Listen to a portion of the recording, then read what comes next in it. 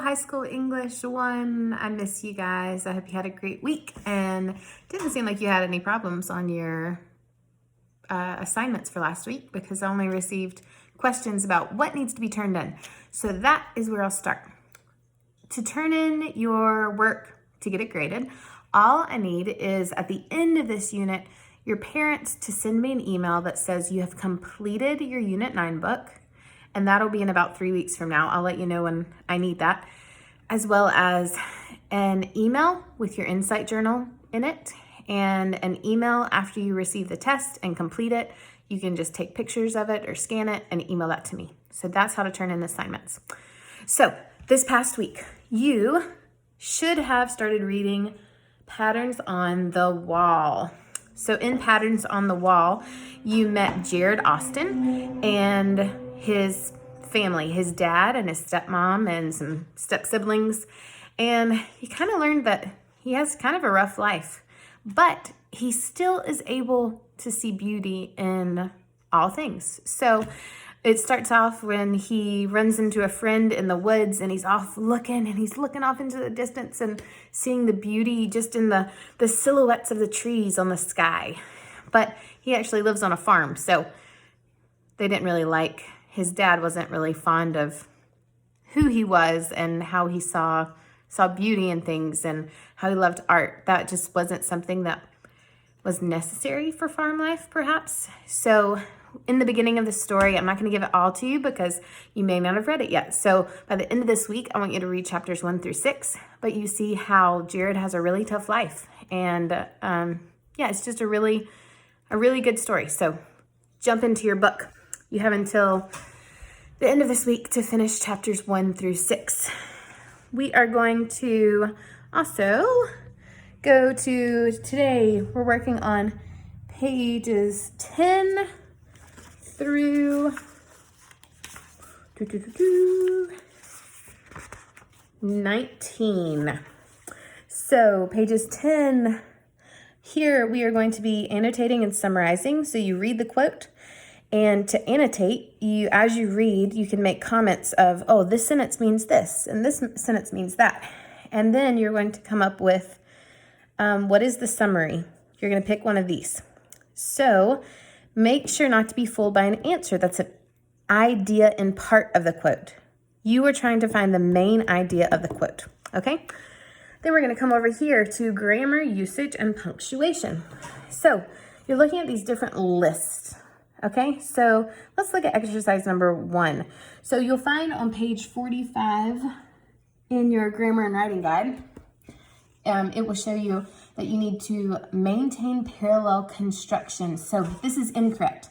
We'll do the following. Make s'mores, hike, swimming. What's wrong with that? You guys would probably say, oh, swimming has ing on the end of it. You are correct. So the correct way would be, we'll do the following. Make s'mores, hike, swim. Well done. All right, and if it's a complete sentence, it needs to stay a complete sentence. What else? Use declarative statements, all interrogative statements, all imperative commands, and types of sentences. So these all need to be parallel. They need to be the same. You can't have a question and a statement and a command. If they're all questions, they all need to be questions. So down here, you are going to look at these lists and you're going to pick the one that's correct. Which one, A, B, or C? A, B, or C is correct. So you can also go online to jennyphillips.com, HS1, and look at Unit 9, Exercise 1. All right, we're still doing the same thing over here. All right, over here, page 13, you are going to go in your grammar and writing guide again to page 55. And what is the difference between good and well? You're going to have to circle, should this be good or well? And also down here, do you need well or good? Okay. And finally, this is the last of it. You are going to read about the poetry of Robert Frost. I'm really excited for you guys to get to this part. One of my favorite poems is actually his poem, The Road not taken. So I'll read it to you. The road not taken.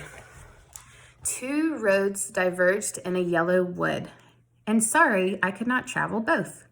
And be one traveler, long I stood, and I looked down one as far as I could, to where it bent in the undergrowth.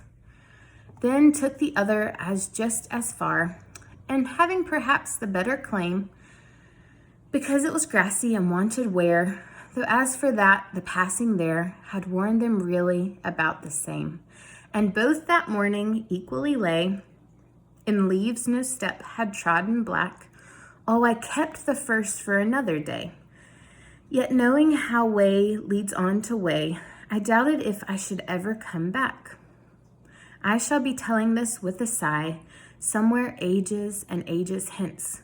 2 roads diverged in a wood, and I took the one less traveled by. And that has made all the difference. So, what road will you take?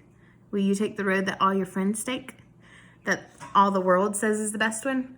Or will you take the road less traveled by? Okay, if you have any questions, email me. If you want to set up a time to Zoom chat or you have questions, let me know. Email me. Bye.